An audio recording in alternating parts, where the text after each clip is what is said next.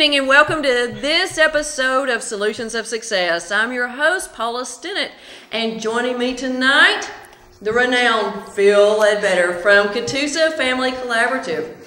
And on my left, his associate and sidekick, John Lee. Phil, let's start with you. What is the Catoosa Family Collaborative? I'm glad you asked that question, Paula.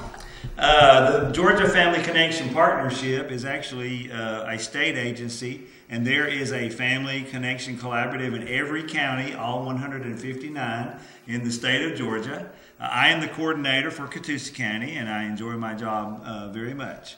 Our task, each collaborative across the state, is to bring agencies and organizations, nonprofits, even faith-based organizations, and even individuals together. And what we do is we try to look at the things in our county that maybe don't look as good as they should. What are some problems that we have? What are some things that we need to do to make our county better? And then we work collaboratively with all of these different agencies and organizations and nonprofits to make that happen. We just make sure nobody's out there kind of doing their own thing. We invite them to be part of it, and that way we're more effective, we're financially more responsible by using the funds that we have and all that. We work off of a $45,000 grant that the state gives each collaborative, which basically pays me kind of a salary there, and the Learning Center, our Catoosa Learning Center, gives us an office, which is kind of nice. And we pay for phone and internet and then just things like that and supplies. So, but we also have, we're fortunate that we have two grants that we've gotten from the Department of Behavioral Health and Developmental Disability. One of the grants is about $180,000, and it's for underage drinking prevention in Catoosa County and in Walker County. We serve both counties. And then the other grant is like $220-something thousand, and it's to prevent prescription drug abuse in Catoosa County. So John Lee's part of that grant as well. I had two coordinators, Candy Hollander and Colleen Crawford, and John Lee works with them along with Kay Bright and Tracy Moore.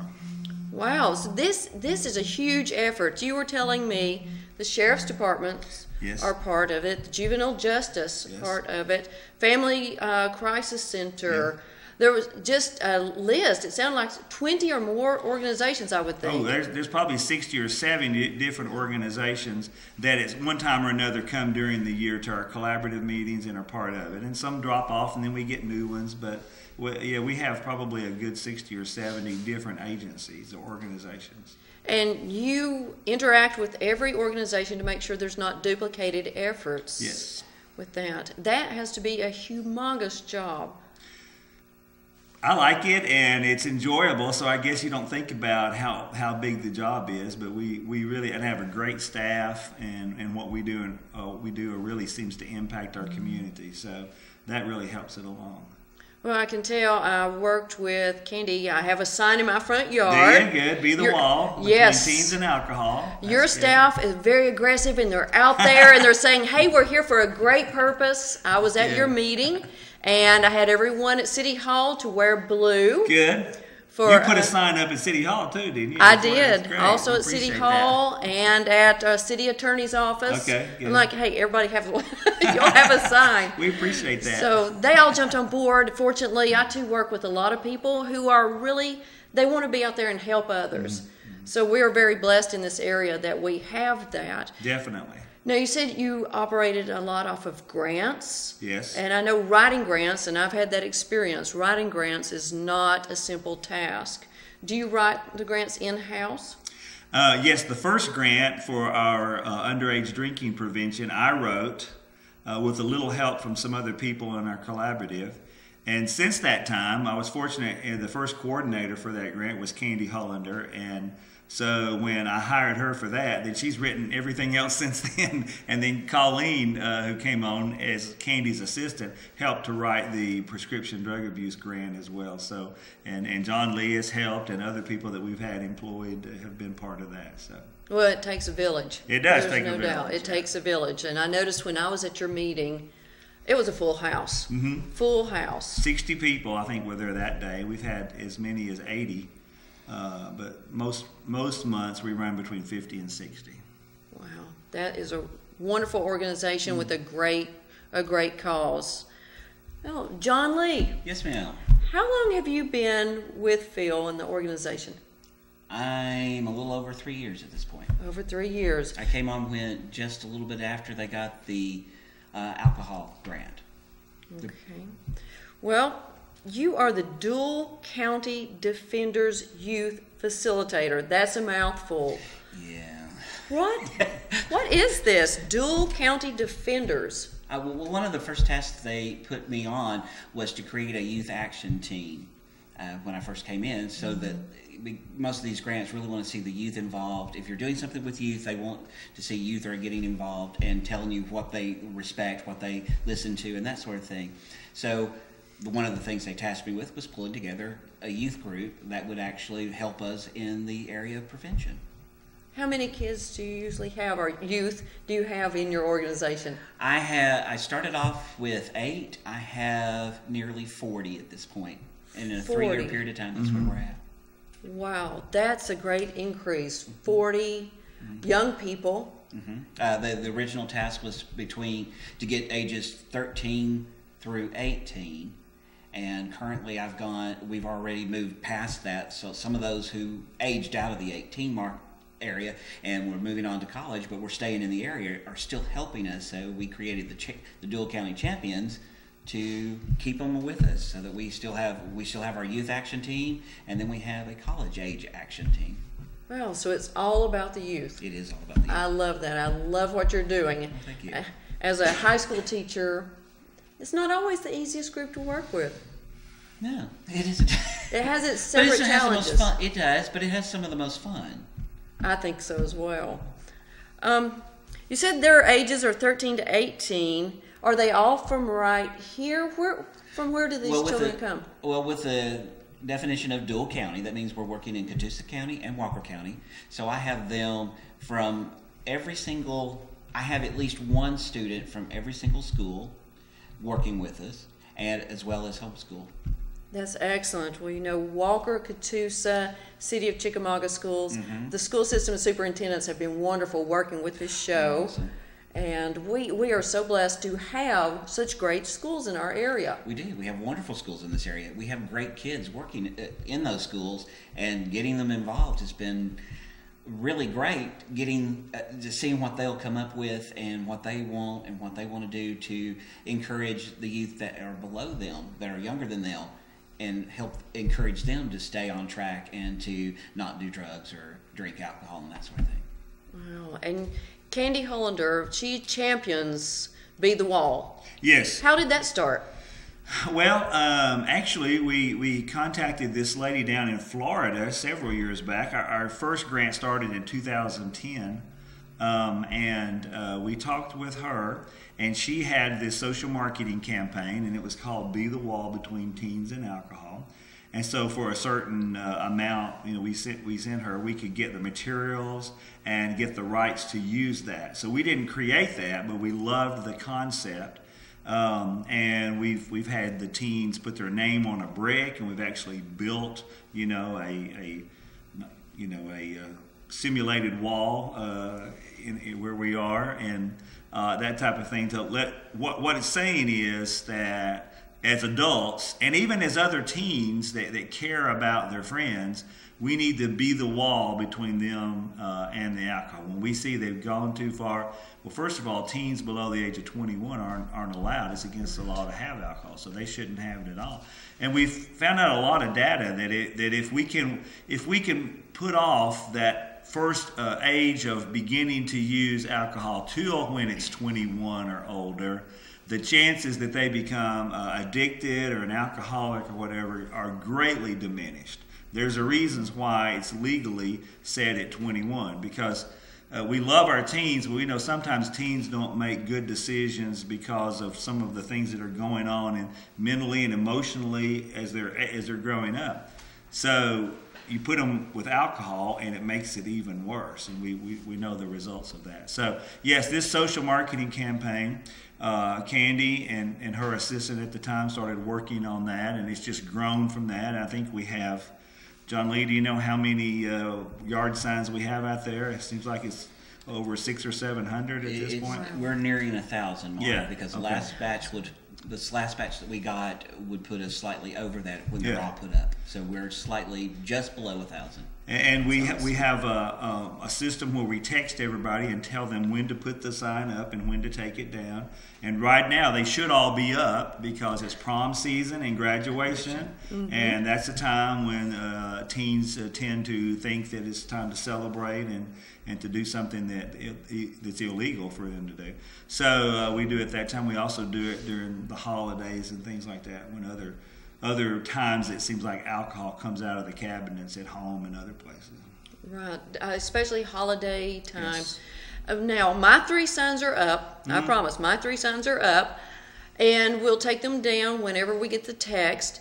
Why exactly do you want to take them down, move them around? Why do you do that? Well, I mean, if you drive down the highway and you see this sign every morning for a whole year, you just get to where you don't even look at it. You don't even notice it anymore. So by taking the signs down, if you leave them up, people tend to get used to it and they don't really notice it. So for the message to be effective, we take it down and then we put it up again at a different time so that it will be noticed again, and the message will get across.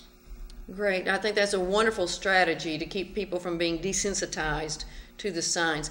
Now, you're focusing on drugs and alcohol. Have you heard the new proposition that smoking, as the age of smoking going to 21? Oh, I haven't heard that they're trying to do that, move the age of smoking. Yes. Because what is it right now? It's 18? 18, I believe. 18, okay. 18. All right. Well, I think that's... All tobacco products are available to anyone that's from 18 and up. That includes chewing tobacco, snuff, or anything of that nature. Yeah, well, I think they probably need to work at maybe making it 65 and older smoking. I like the way you think. Because that's such a dangerous... Nicotine is so addictive, and plus it can create a whole lot more health problems than just taking a drink of wine or beer or even whiskey or something like that every once in a while. With those products, in fact, we're not a temperance movement. We're not saying you can't indulge at all. We're saying wait until you're old enough, and then of course do it in moderation. But smoking, I've had so many relatives, aunts and uncles, grandfather, who died, because of too much smoking and what it did to their bodies. So. Well, I read a study that said students who begin smoking early age are more prone to go to other activities that may not be legal, and their health is such a detriment to the health.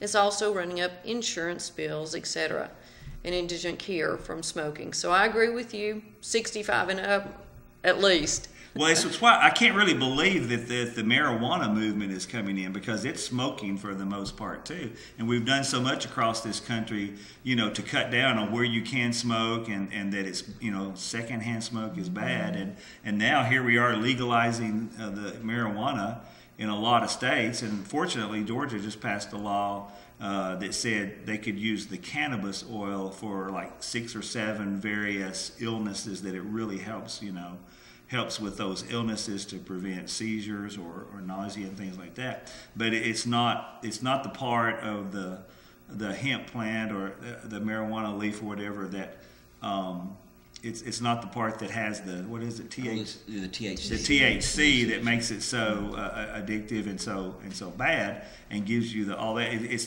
the oil that can just help in another way, and yet we're not legalizing marijuana in Georgia, although some people say that's the first step to getting it legalized to smoke or put in brownies or something.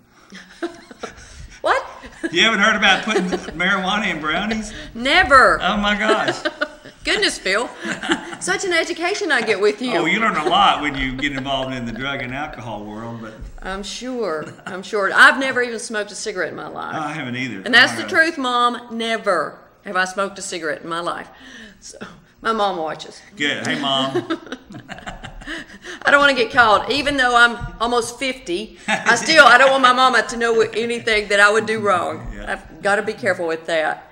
Okay, so Catoosa, Walker, we've got Be the Wall campaign. Yes. We have some other campaigns that were with prescription drugs. Yes. Well, we have a campaign, a social marketing campaign called Mom's My Dealer and Doesn't Even Know It. And the idea behind that is that 73%, I believe, of all of the prescription drugs that teens get, they actually get from their own house, their grandparents, or a friend's house. And what it is we get when the doctor gives you a prescription for an opiate like Oxycontin or hydrocodone or something like that, people will take it while they're hurting, maybe from a surgery or cancer or something, and then they end up with, out of 30 pills that's prescribed, they end up with 20 or more of them left, and they sit on the shelf. And then teens know this, and they go in and they pilfer the medicine cabinet, and they can get those and take them to what we call pill parties, Skittle parties, or whatever, and they're abusing them at an alarming rate. So this grant that we have for prescription drug abuse prevention is good for Catoosa County, and we're using it to try to let people know, lock up your prescription drugs, and when you are through with them and they're old or whatever, or when you don't need them anymore, take them to the Sheriff's Department that has a drop box 24/7, and the Fort Othel Police Department has a drop box for the daylight hours during the working day, Monday through Friday. Has too. Who does? Yes. Walker County has it. The Sheriff's Department too. In fact, we've gotten them in a lot of sheriff's departments across the state, which is good. Every county with the exception of 4 have a drop-off box. In the state of Georgia. In the state of Georgia. With that in mind, you don't have to go to your counties to drop it off. You can go to a different county and drop it off. This is a no questions asked. So if you go in, scratch your name off the pill bottles, and you can drop them off. And there's no questions asked. So if you're dealing with an estate, there are a lot of times with elderly folks who have passed on, and they've got this huge amount because we have a generation that came through, and you saved everything. It costs money, okay? So there's a lot of times there is this buildup, an excess. Well, all of that can be dropped off, no questions asked from the police department. And I can verify that when we first instituted the program with the drop-off program, we had some people bring it to a Catoosa Kids Day to put in the drop box. And there was one couple that brought 3,000 Oxycontin pills. Now, I'm sure the police would like to have questioned them and said, where did you get that many pills? But they are, by the law says they are not allowed to question that. And they drop them off. We put them in the drop box, and they end up getting incinerated is what happens to them. That's great. I'd like to add to the prescription. A lot of people immediately, when they think prescription pills or prescription drugs, they immediately just think of the prescription pills, and they only think of the ones for humans. This has to include your pet medications and your your prescription cough syrups. Prescription cough syrups have codeine in it, and that is becoming a problem. And then, of course, you have animals that have prescription as well, and some of those are pretty dangerous. So you've got to be sure that you're locking up all of them, not just the ones you think of, but really expand on that a little bit. And the 3 main areas of the ones that are the serious ones we don't want to get out are the pain meds, the depression meds, and then the third one has to do with ADHD type of medications that some kids can take and get hyper. If you're a hyper kid, the medicines calm you down, but if you're not hyper, then it hypes you up. So it's kind of crazy how that works. It's that paradoxical reaction. It is a paradoxical reaction, yeah. Okay. Well, you heard it. If you have pain meds, any of the medications that Phil just talked about, please take them to your local police department, or you can go to a different county. Just take them into a county or local police department that will dispose of them. No questions asked. You could be saving a life by getting rid of those old pills. Thank you for staying tuned to Solutions of Success. And now let's hear from some of those sponsors who care about you and your family. We're on the air 24/7, a North Georgia taste of heaven, a fun place to be. And we're your family, you see. Dr. Carl F. Peterson Jr. has been practicing dentistry in the Rossville area for over 30 years. He and his professional staff will gently take care of all of your general, orthodontic, and cosmetic dentistry needs. Dr. Peterson is a participating provider with most insurance companies as well as HealthSpring and Medicaid and will gladly file your insurance. You will be greeted by his friendly staff who take pride in making sure your visit is a pleasant experience. Call and schedule your smile makeover, and don't forget to mention seeing this ad on Solutions of Success to receive a 20% discount on your visit. At Accelerated Workflow Solutions, we provide software and training in the field of voice recognition to help make computers more accessible for both medical professionals and people with disabilities. Call us at 706-375-3007. We are the Dragon People. We are Accelerated Workflow Solutions.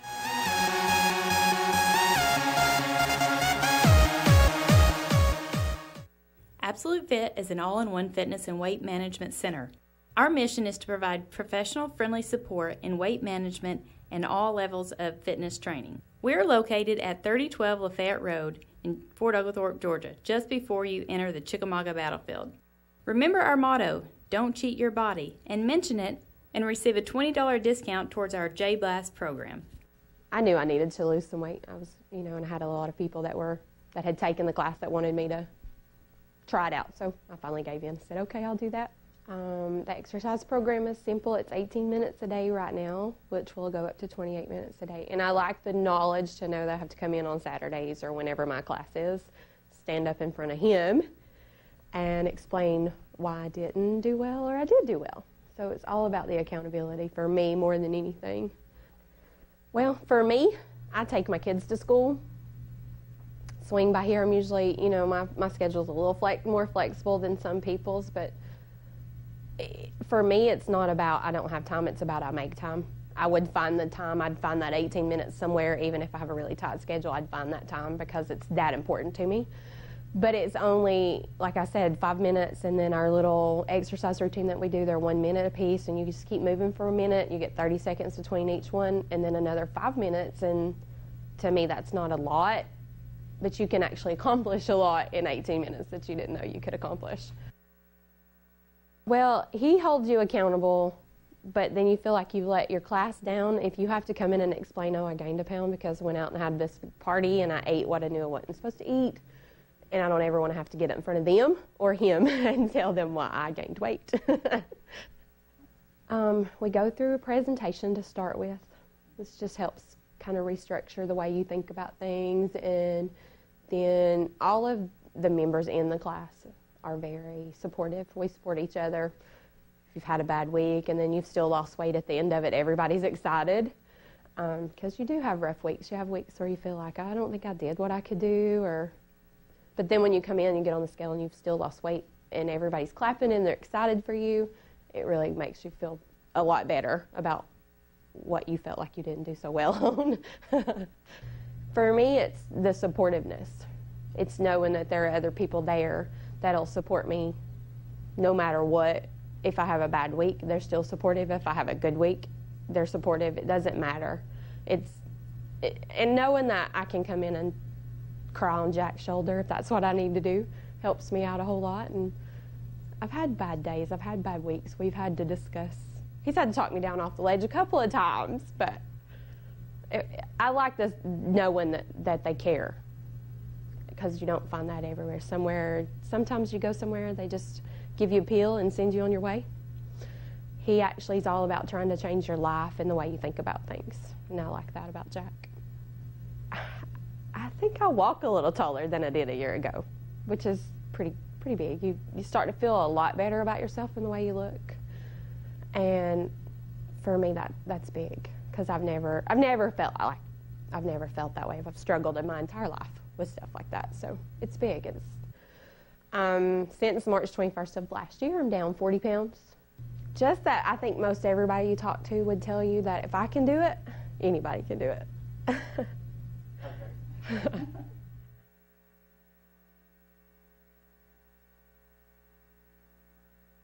For all your cell phone repair needs, many while you wait, including cracked screens, tablets, PC, and video game system repairs. In addition, Trade in or trade up from your old or damaged devices for cash or credit toward one of our affordable phones through our industry-leading buy-sell trade program. Located on Battlefield Parkway in Fort Oglethorpe next to the new Marshalls and Hobby Lobby, opening mid-May 2015, CPR would like to congratulate all 2015 grads. Open Monday through Friday from 10 until 7, Saturday 11 till 4, closed on Sunday. 229 Parkway Drive, Fort Oglethorpe. For all your cell phone repair needs, it's CPR. Welcome back to Solutions of Success, where we are focusing on the Family Collaborative today. Phil, when we went to commercial break, we remembered one important element we need to have. Everyone in your homes needs one of these. Well, we do have lock boxes. You have to pay, I think, $29 for them plus a little bit of shipping. But you can go to our website, www.capitcatoosa. That's C-A-P-I-T, Catoosa.com, and you can find out how to get one of those. But that's really important when you do have these, what are they, Schedule 1, Schedule 2, those serious medications. Pain pills. Yeah. You need to lock those up while you're taking them even, because they could be, we found out that real estate agents have told us that some people will just come to open houses, where people are still living in their home, but they're trying to sell it. They'll come there just to go through the bathroom cabinets and look for pain meds, entrance into your home. And my own personal story, last night, I did not lock my truck at my house. And somebody in the middle of the night went through my truck last night. Oh, no. And the only thing I could tell they took some little earbuds, headphone things, and they took a pack of gum. And then they took a bottle of medicine where I keep just a few of my blood pressure medicines and small aspirins and things like that I take on a daily basis in case I get caught somewhere and I need to take another one or something. They took that, and that's all they took. But it's crazy what people will do to get some of those drugs that they're hooked on. I've heard of people stealing from their families, yes. stealing everywhere they can just to get enough money to get one pill. But locking them up somewhere. Hide them where they can't be found or something. Don't leave them there in the medicine cabinet where it's obvious they're going to be. Actually, in the bathroom or with your medicines, it's actually the worst place to keep your medication, not just because of people going through the cabinets, which is number one, that's where they're going to check, but number two, it's because the dampness in the area is actually not good for your medication. So it's really not the best place to keep them. The best place to keep them would be someplace where it would stay dry. A drawer, a file cabinet that's lockable, that kind of thing. And when you're finished with those meds, if you have not taken all of your prescriptions, remember to take them to the sheriff or police department for proper disposal. They've got white boxes about this tall. Yeah, that looks like metal. A mailbox, yeah. Just put them in there, no questions asked, come and go. I know City of Fort Oglethorpe, when you go in the police department doors, it's right there on the left. Quick, drop them off and go, no questions asked. And thank you for saving a life. One of the big things that they should we've heard a good portion of our lives is just flush them down the toilet. Right. Don't do that. We're drugging all our fish out there. Oh no. Well, the environment's suffering from it this. is The environment's suffering from that. If you're not able to make it to a police station or sheriff's department in order to drop those off, you can take and dispose of them in kitty litter and or Coffee grounds, and then just dispose of them in the garbage. You can do that because that will break them down properly. But don't flush them anymore. No more flushing. No more flushing. No more flushing. Well, John Lee, we have some exciting guests to meet tonight that have accompanied you and Phil. Coming to us from Ringgold High School is Dawson Norfolk. Hi, Dawson. Hi. And from Dalton State, Felicia Nell. Hi. From Heritage High School, Christian Cadaduck. How'd I do? Did pretty good, thanks. Wonderful. Thank you for joining us here tonight. You guys have had some exciting experiences with John Lee and with the Dual County Defenders. We're going to start with one of my favorite. I worked this past year with my friend Vanita Hollander, and that's the Teen Maze. I was amazed at the Teen Maze. What can you share with us? a specific person or just... No, your experience. Oh, it was pretty fun. I got arrested 4 times. That was pretty fun. But Did it serve a purpose? it served a purpose, yeah, to help the community out, help the high schoolers just figure out what's going on in life and some bad stuff that could happen, and it basically just helped them along through a maze type thing. I'm not good at explaining. Could you go? What it was at the one big part of the teen maze was a car crash scene, and the driver of one of the cars goes to jail, like Christian here, and they were under the influence and they wrecked and they killed one person and they injured another, and it goes through. After you see the car crash scene, you go to the hospital to see the injured person, or you go to the funeral to see the funeral of the person who died. And then I believe you also go to a jail sort of scene. Right. And then you just go on from there, and it helps the high schoolers kind of just see the real life consequences, because you see on television all the time, drinking's fun, it's a big party, but there is very bad consequences that comes from that. No doubt. I know it really touched me when I was with the county coroner, and of course she gave a really staunch, informative speech to educate the youth, but what made me choke up is when I saw the mother of the killed student run out and start saying, my baby, because that's every parent's nightmare, is to get that call, to come up on that car scene. And so many kids think they're 10 foot tall, bulletproof. It happens to everybody else. It doesn't happen to me. Well, every time I see it, even though I know it's a simulated, example of a car crash, but when I hear that mother do that and she knows it's her child in there, it just sends cold chills down my spine. Well, for the students, that's not the only part that really gets them. I know a lot of us adults, it's that the mother running out, and our parental instincts take over. Okay, and that's what gets us. But for the students, a lot of times it's just seeing the dead kid get put in a body bag and carried off. And when we do that, we put them in a body bag and we carry them on off, and they're realizing that could have been me, or I already know someone that's already happened to, because this happens. It does. I mean, we had a incident before this last teen maze where there was one just prior to that where someone had died. Mm-hmm. So it happens. So they're seeing the real of it. Yes. Just last week's show, State Trooper Andy Gideon was on with me and sharing some horrific accidents that have occurred in surrounding areas here in Catoosa, Walker County. Mm-hmm. And seeing those photos, I know, made me realize how precious our students are, children. And I hope that children see this and say, hey, I've got to be careful. It can happen. It does happen here. So, Teen Maze, guys, did you see anything, did you experience anything that really has made a memorable impression where you've talked to other teens? Doesn't matter which one goes. Yeah.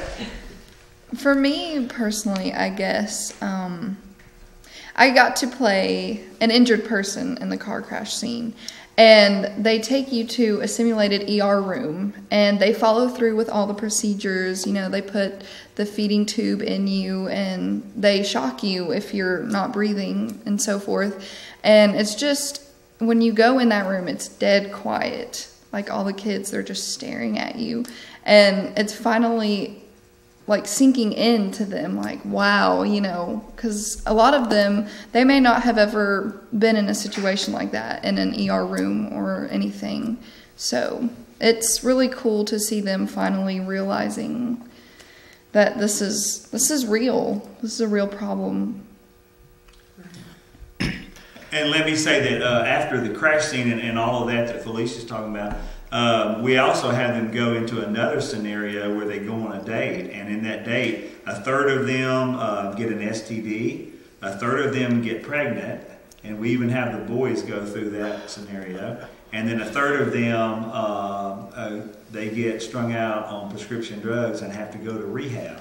And so then they go into those different areas and they get to experience kind of what that might feel like and all the problems that it creates. And if they get pregnant, they go down through there, and we have student nurses from Dalton or from Northwest Georgia Technical College, and they show them, the growth of the baby, and the boys are talking to about what's happening with their girlfriend, and at the end they get a baby, and they, it's a simulated baby, they carry it, and then they might have to give it up for adoption. And in the STD room, we have some fairly graphic pictures of what it looks like if you get one of those STDs and it goes untreated. So we do a lot of that. And in the substance abuse room, they go in there with actual people who work with substance abusers in mental health and what that includes. So this Team A, it actually includes about 1,600 sophomores from Dade, Walker, Catoosa, Gordon Lee, which is Chickamauga City. We have like 8 different high schools that are involved in that Team A's, and this year it's going to be September 21st, 22nd, 23rd, and 24th at the Colonnade again. And we haven't talked about our speaker, but I think we need to get on to some other things. We have an awesome speaker who comes and talks to the kids, and he spent 8.5 years in prison for vehicular homicide. But let's go on to some of the other topics. Winter mayhem. That sounds serious. Winter mayhem. We just went through a winter mayhem with all the snow and ice.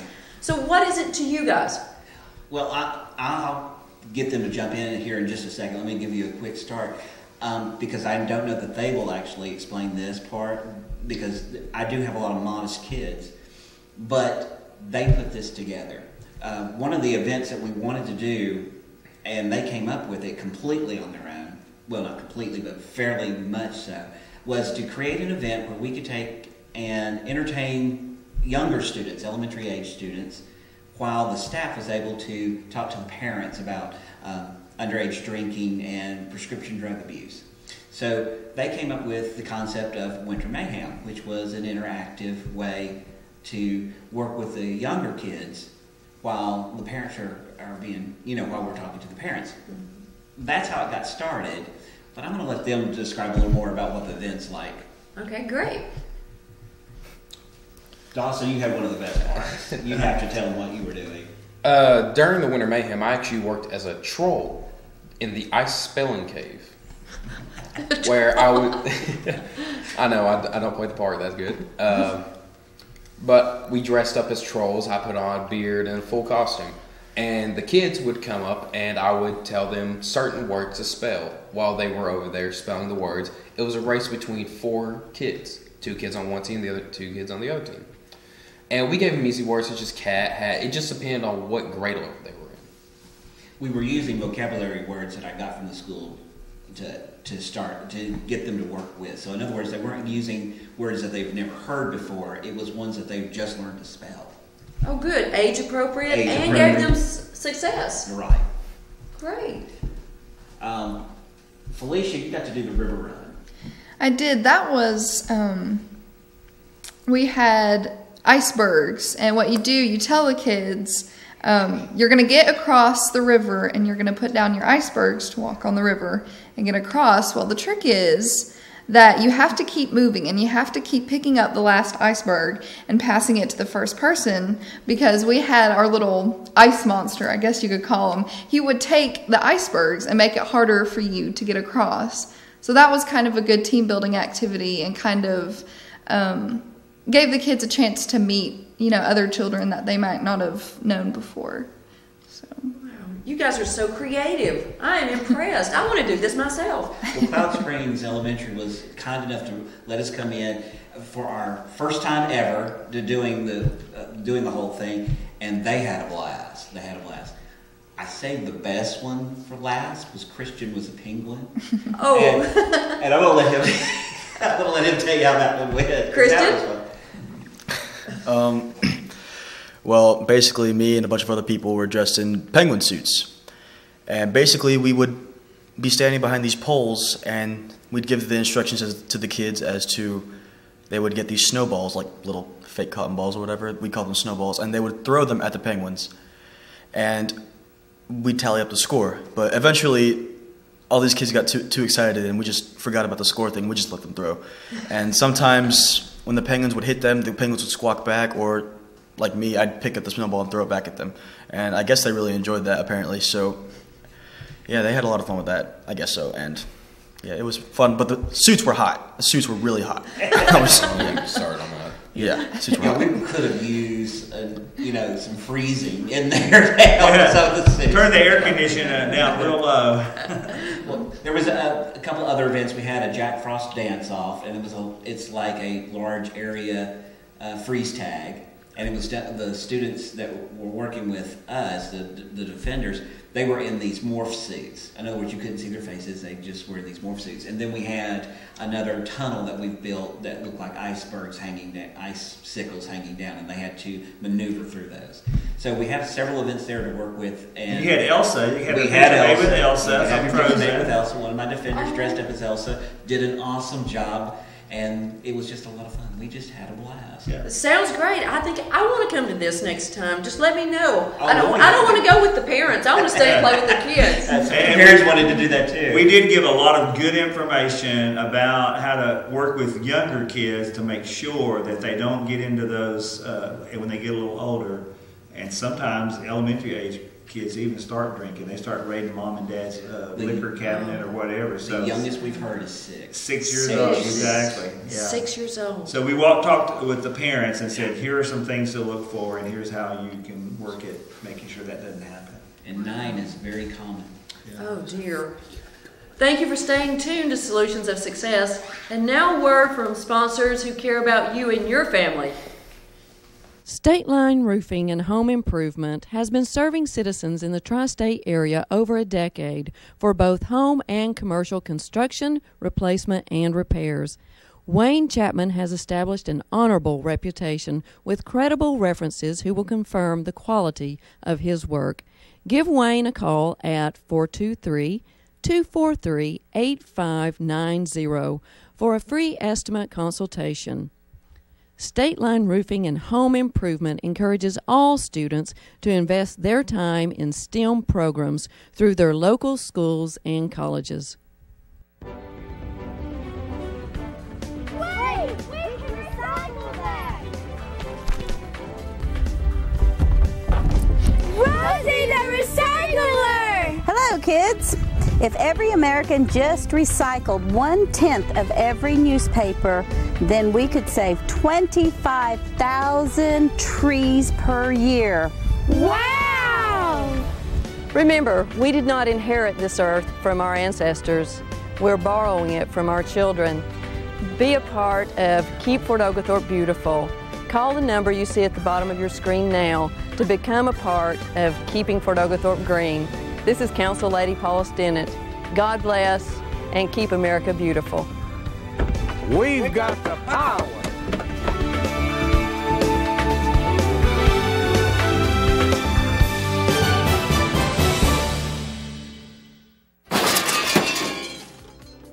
Uh-oh, Dad's gonna be mad. If you find yourself in need of an attorney, call the law offices of Robert L. Stoltz. From auto crashes to forming a corporation, attorney Robert L. Stoltz can help you through some of life's ups and downs. Call him at 858-0023 or visit his offices at 376 Cloud Springs Road, Fort Oglethorpe.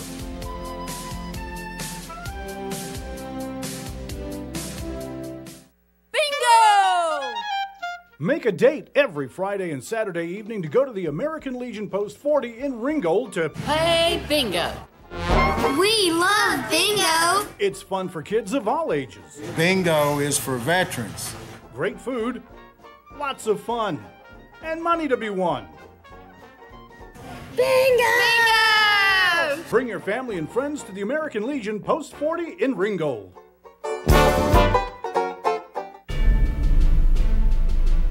The Walker County Sheriff's Office supports high school graduation. Be smart. Stay in school.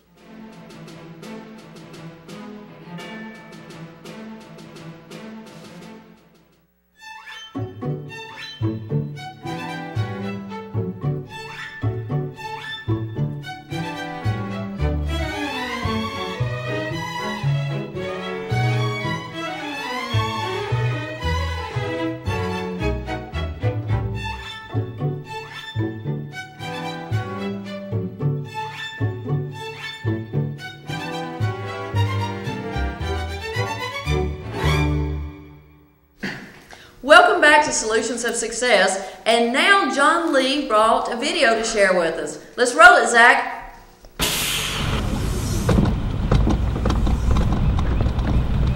Hey, are you coming over later? Yeah, sure. Let me just change really quick. Okay.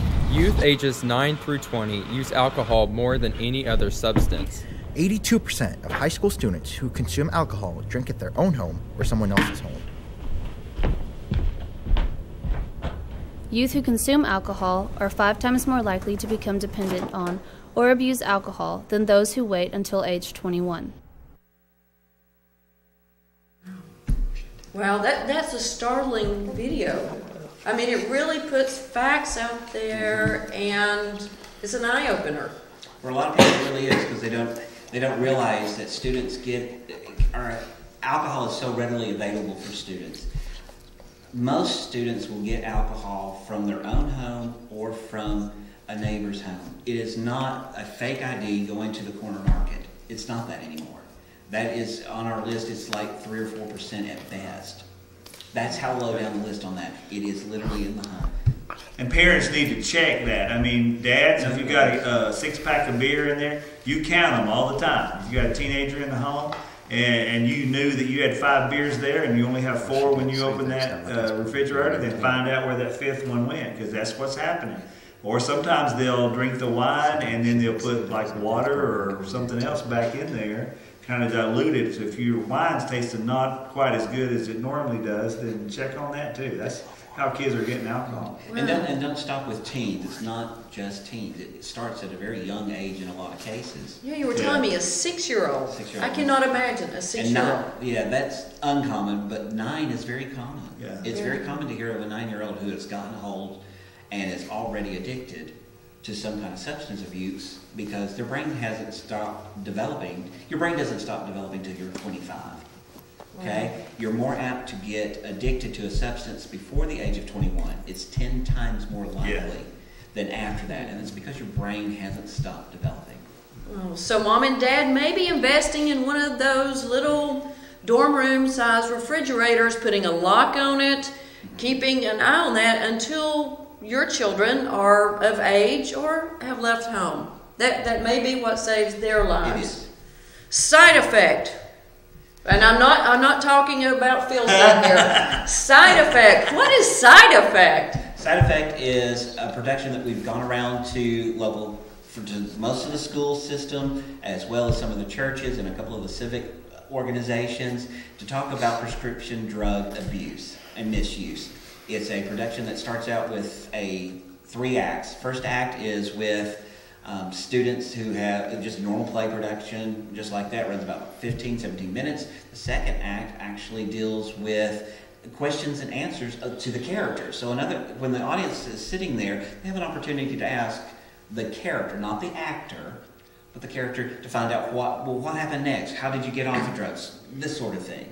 And so it gives them some interaction. And it allows for conversations to start up so that someone who may fear, well, I can't ask this, but if I ask this, nobody will realize that maybe I'm asking for myself or maybe I'm asking for someone I know.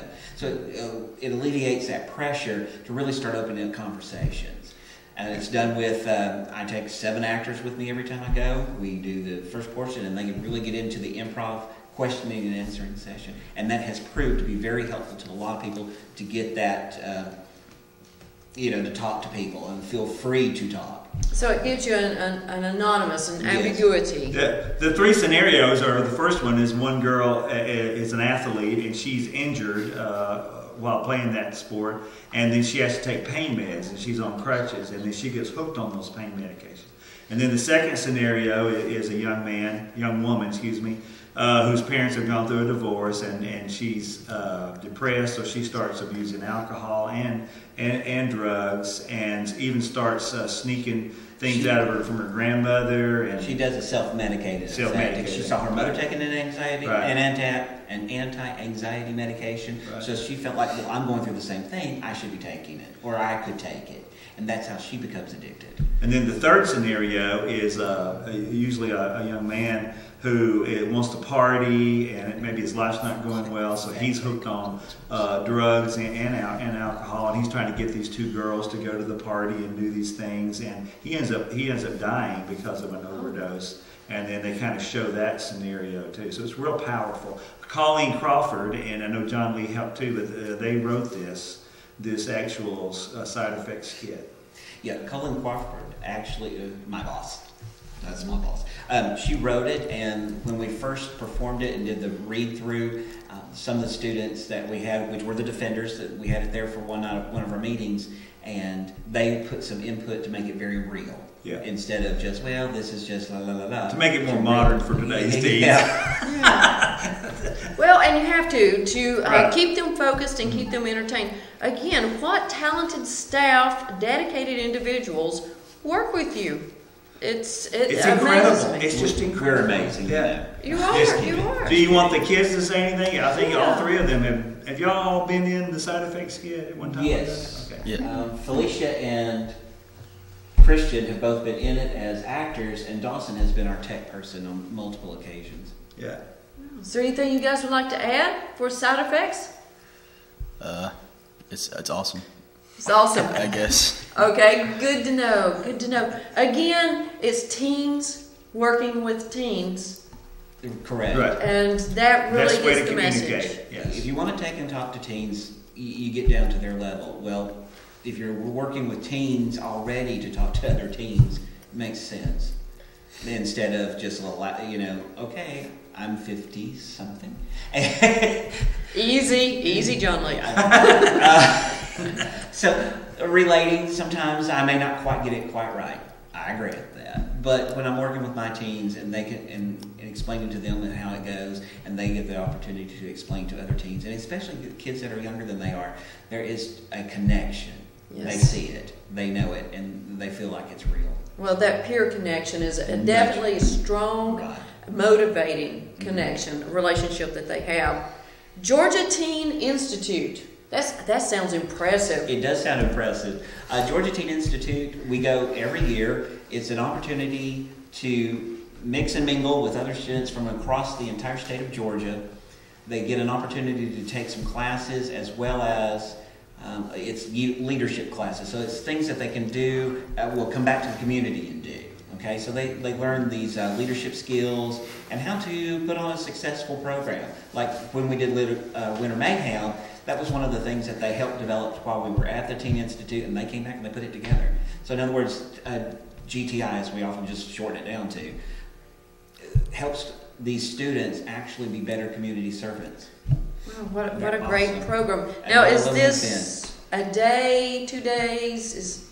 Guys, you want to expand a little bit on the experience at GTI? The program, I actually staffed last year up there. It's at Oxford College. I'm going to brag for just a moment. She didn't just staff, she taught a class. Most impressive, Felicia. But what it is, the students, it's 2 weeks, well, 4 days, but we call it weeks. 2 weeks out of the summer. And I know our team, each team goes, you pick a week and you go up there. And, they have workshops, they have free time where you can just go around campus, you can go swimming or anything that you want pretty much. You have your general sessions, you have closing sessions. I know one year they had a drug-free party kind of thing where you go out, they had ice cream and dancing and just fun little things like this. So, it's a time where the kids can have fun and get to know each other a lot more because they come from all over the state of Georgia. And so you meet new people and you have fun, but at the same time you're learning things about your community and other communities as well and how to improve. So. Our community is obviously rural. We don't have great big huge skyscrapers.